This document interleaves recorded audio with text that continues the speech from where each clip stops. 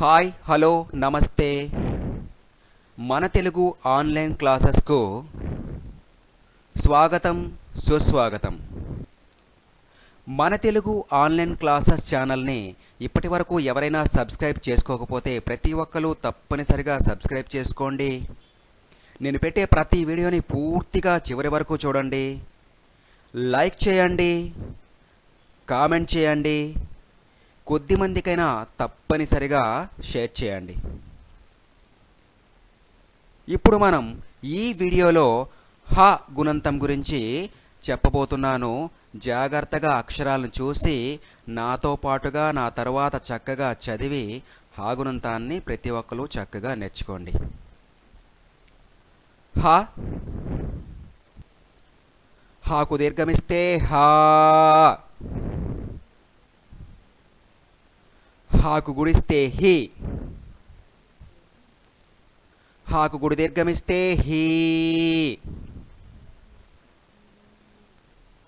Haku కొమ్మిస్తే హు,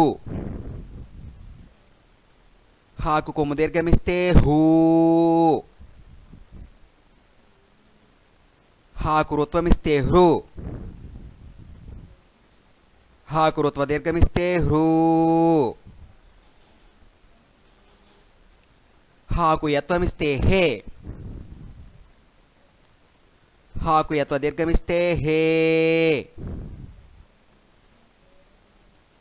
Haku ఐత్వమిస్తే high, Haku వత్వమిస్తే హో, Haku వత్వ దీర్ఘమిస్తే హో, హాకు ఔత్వమిస్తే హౌ, హాకు సున్నా ఇస్తే హం, హాకు విసర్గ ఇస్తే హహ.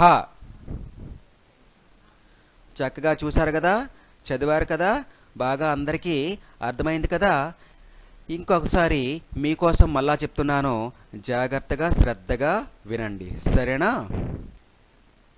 హా, హాకు దీర్ఘమిస్తే హా, హాకు గుడిస్తే హి,